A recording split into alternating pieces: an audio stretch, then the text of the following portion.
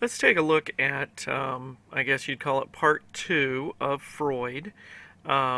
This, again, we are going to cover in class, but in case you missed it or in case you need a review, here's kind of the version of Freud that we talk about where he emphasizes sex. If you ask people out there today in society, what's Freud most known for? They're probably going to say, oh, he was, thought everything was related to sex. Well, yes and no. Okay, let's go through this here real quick. Freud believed that we all have a libido or a sex drive, a basic sex drive. So if you hear that term, that's what that means. Our libido, he believed, traveled to different areas of our body throughout our development. So the first, year or two it's one place, the next year or two it's someplace else, and so on. And he referred to these as erogenous zones. Okay? Now, down here at the bottom, basically, we're going to talk about now Freud's psychosexual stages of development. He believed that each person went through various stages. Now, these stages last a given time period, or an approximate time period anyway, but he said sometimes we can become fixated. Okay, we can become fixated on those stages, and if we become fixated, then we can have problems potentially later in life relating to certain things.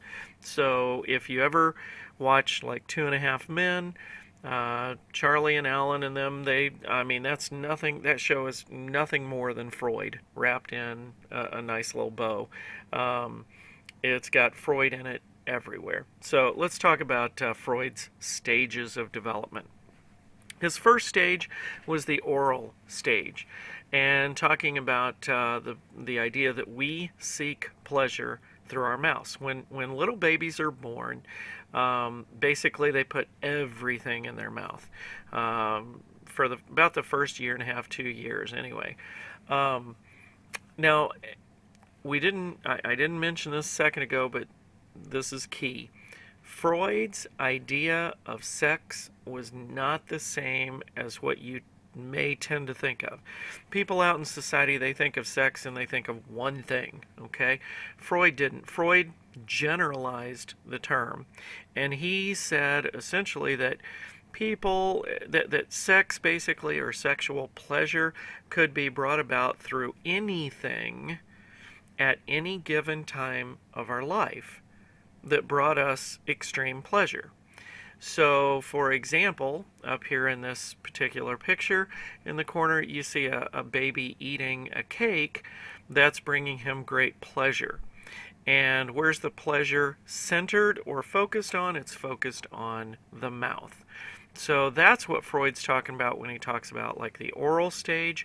That's where we get the greatest amount of pleasure during that particular time of our life. Okay? Now, the only problem is, and again, this happens in Freud all the time, we end up having conflict. The conflict in this case is teething. At about a year or so, around that time period, little kids start to develop teeth. And those teeth are a great source of pain. So now the mouth, which was extreme pleasure, is now kind of the basis for a major point of pain.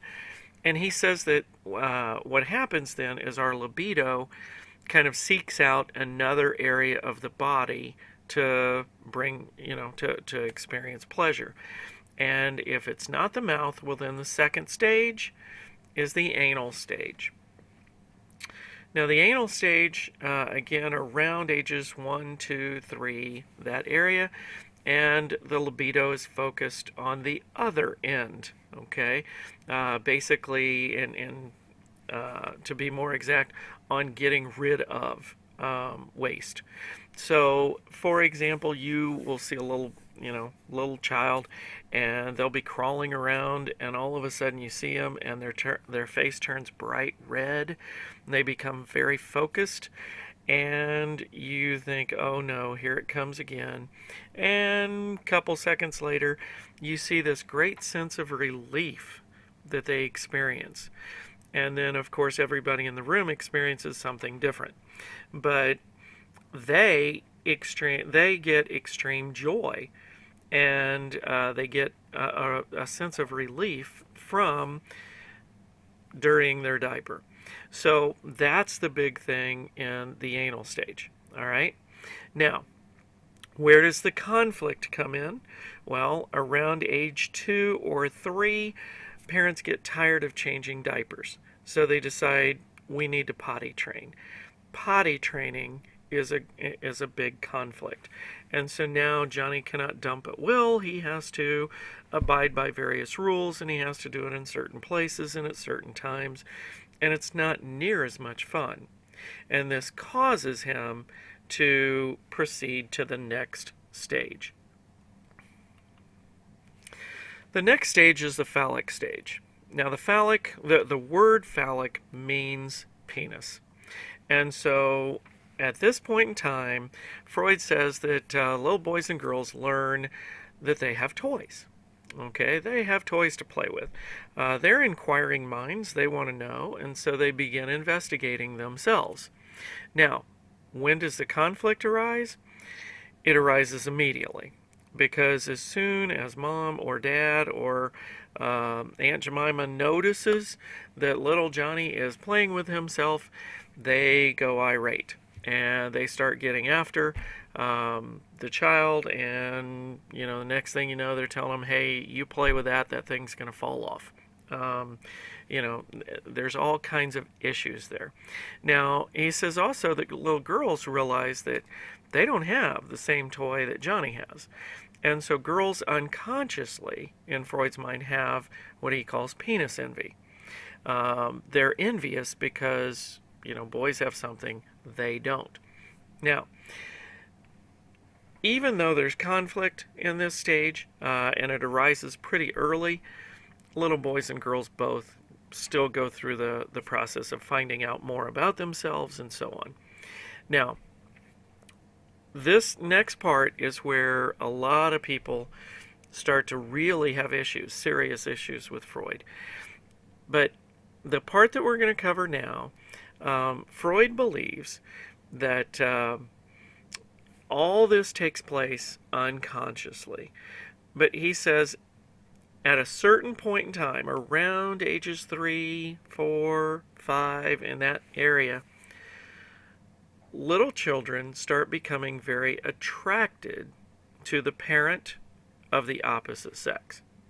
So, for example, the Oedipus complex, that's what that word right there is, Oedipus. The Oedipus complex. This occurs with little boys. Boys become sexually attracted to their mothers. They love mom, and they want to hang around mom, and they want to do everything that mom wants to do. And who's the chief competition? Well, dad. And they struggle with that because in Freud's mind, he basically says they want their mom and they want to get rid of or dispose or kill dad. All right? Now, that creates a problem because obviously dad is a pretty fierce competitor, and he's bigger, he's stronger, he could do a number of things. So unconsciously, this goes on for a long period of time, but eventually Freud says little boys start realizing, what if dad finds out? What if he finds out that I have this attraction to mom and so on? He's not going to be happy. What might he do? What's the worst thing he could possibly do? Boys have what's called castration complex. Freud believed that when boys go through this process, unconsciously they fear that dad is going to take away their toy. And if dad takes away their toy, that's not good. So Freud says the process that they go through, and remember, all this is unconscious. They go through all this, and they say, hey, eventually, if I can't beat them, I'll join them. And little boys begin to identify with their fathers, and they start doing all the dad-like things. Now, that's called the Oedipus complex. Girls go through the same process, but it's called the Electra complex.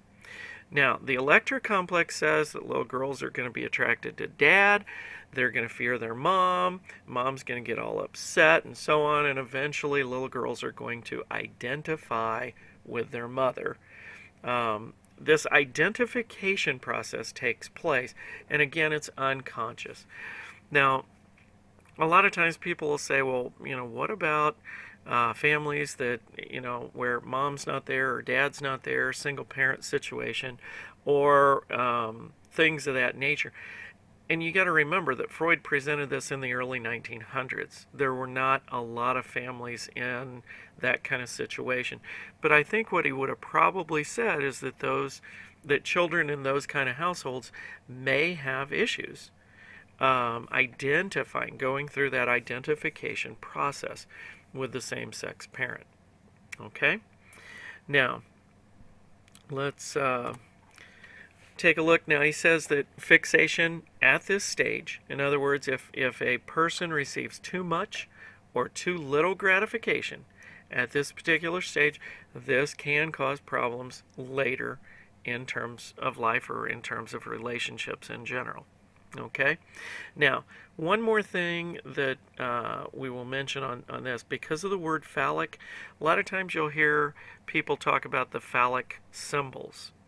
Phallic symbols, according to Freud, they are things that resemble the male body part.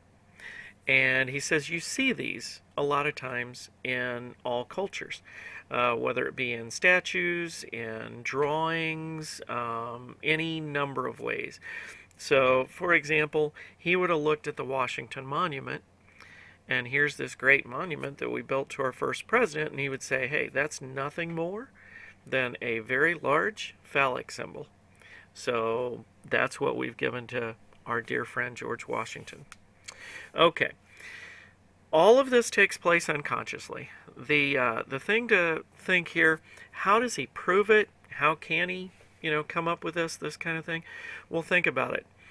How many times do you hear little boys, or you don't hear little boys, but how many times do you hear of young men who end up marrying someone just like their mom? Or little girls will marry someone just like their dad. Or a little girl will come up to daddy and say, Daddy, I'm going to get married when I get older, and I'm going to marry you.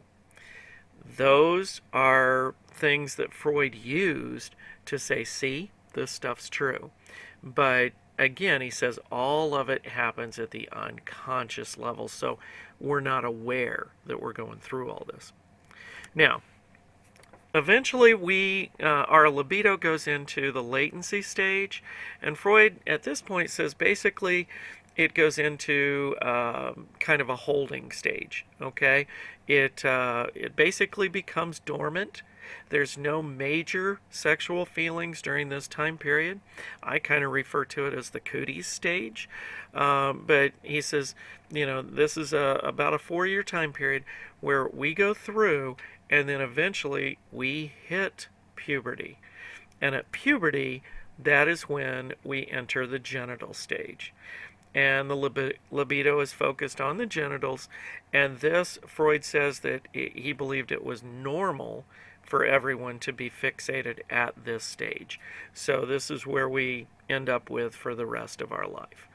Now, the thing to remember about Freud, okay, people say, oh, he, thought everybody was motivated by sex and driven by sexual desires. Yes, he did.